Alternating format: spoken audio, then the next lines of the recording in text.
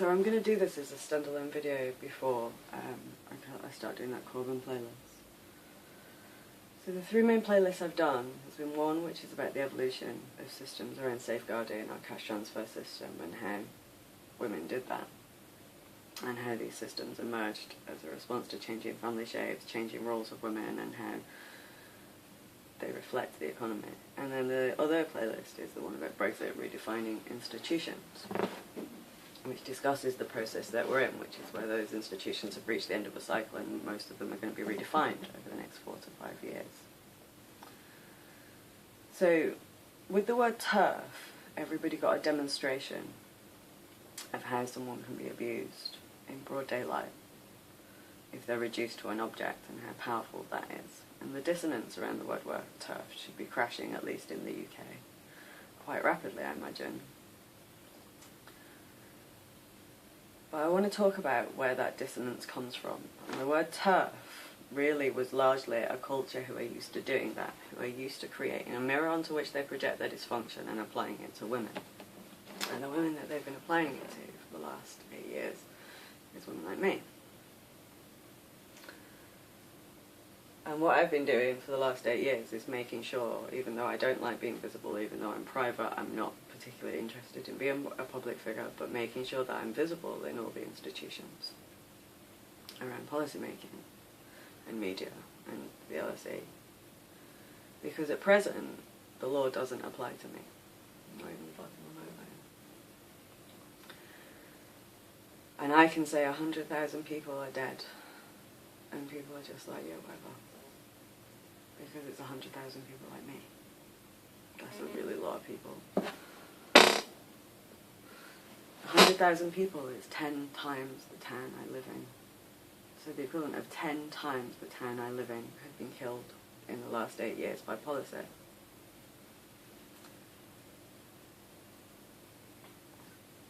When I first left my husband, I assumed that everybody understood that the motherhood pay penalty and benefits were linked, because everybody on the ground does. And I assumed that everybody understood the way that these systems were linked around domestic abuse, because everyone on the ground does. Because my entire working life has been spent knowing this. And the first sign that I had that something was up was when I met the elite brats now around Corbin. And I realised that they had never lived in a world where people like me had rights. Which was shocking, because the rights that I'm discussing have existed and been developing since 1945. But they're not aware of them. And indeed, I went and spoke at Oxford University a few years ago, and I did another session called Critical Thinking as Activism. And then I sat in a session after it. Can a working class woman be a socialist, a feminist, and a working class woman? And this was a panel discussion held by posh postgraduates who didn't have any understanding of the systems that I'm talking about, and certainly have never lived in a world where women like me have rights.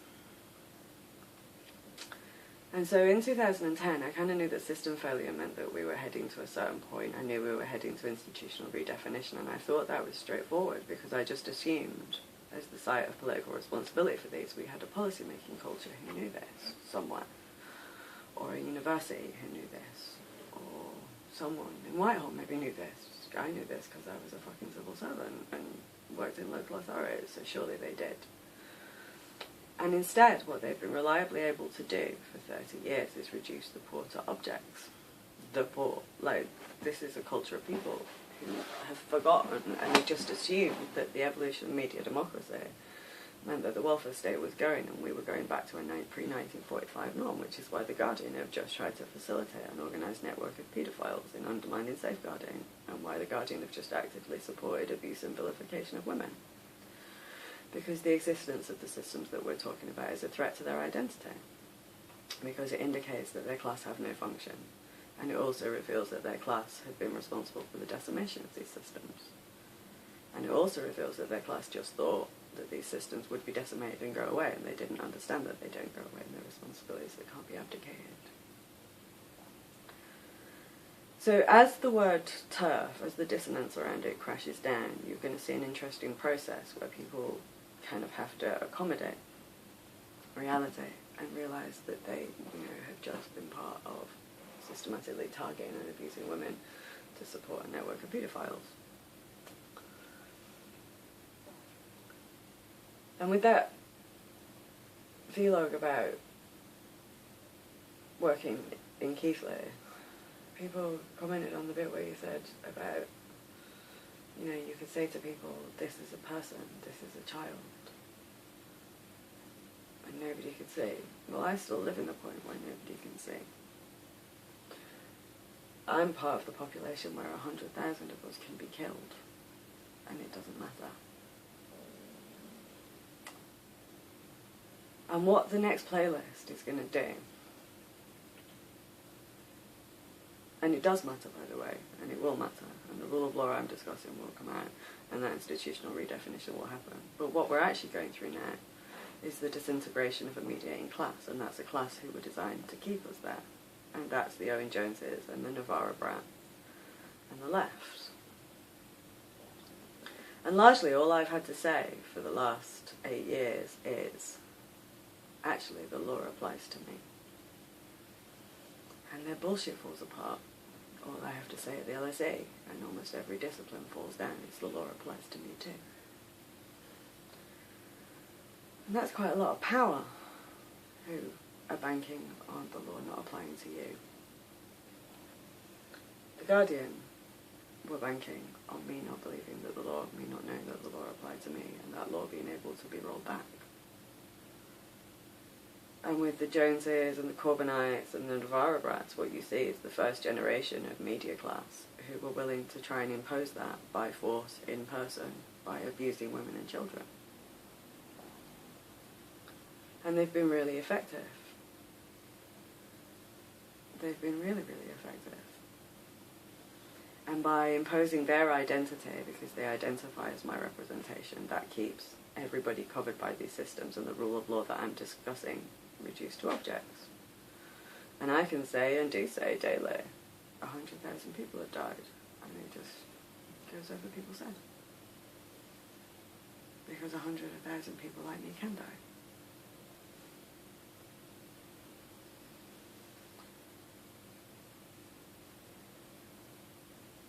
100,000 people like me, at least, at the very least, can be subjected to what we've just been subjected to. We can be ripped out of the rule of law, and there will be a media culture who is willing to whip up abuse of us so that that can be masked.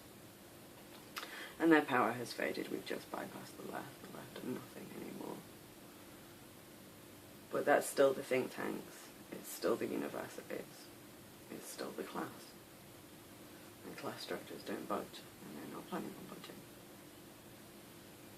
And when The Guardian asked me to write for them, what they wanted me to do was they wanted me to decorate narratives which were about to kill 100,000 people.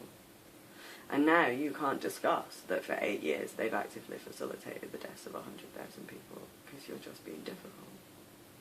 What was it my manager said in that office? Your language is a bit strong. Mentioning that we're human beings, that the law applies to us, and that the laws that apply to us will outlast the institutions who just tried to roll them back, that's a bit strong. Saying that Zoe Williams and Owen Jones are the first generation of media class who, when faced with the prospect of 100,000 deaths, would actively facilitate that while people beg them not to. That's a bit strong, but it's the truth. You know, saying that the culture who sit on Twitter around these institutions have just relied on the reduction of people like me to objects, and that TERF was just an extension of that. That's actually true. Saying that 100,000 people are dead, and that kind of changes the game a bit. And that I'm not looking for their approval anymore. I want to know why the rule of law didn't apply to those people. That's a bit strong. Until the dissonance has fallen and people can see us as people. So in the period where welfare policy was to disenfranchise me, I wrote for left and right of the political press. I got shortlisted for an award with the Media Standards Trust, and really, if that's what's holding up media standards, psh. And I got a degree, a master's degree from the university at the centre of it.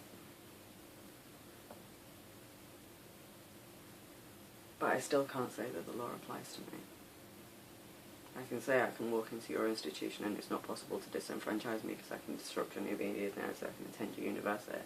But I still can't say the law applies to me, because the law applying to me requires people with power moving over and saying, okay, well, we'll change what we do. And they don't see why they have to.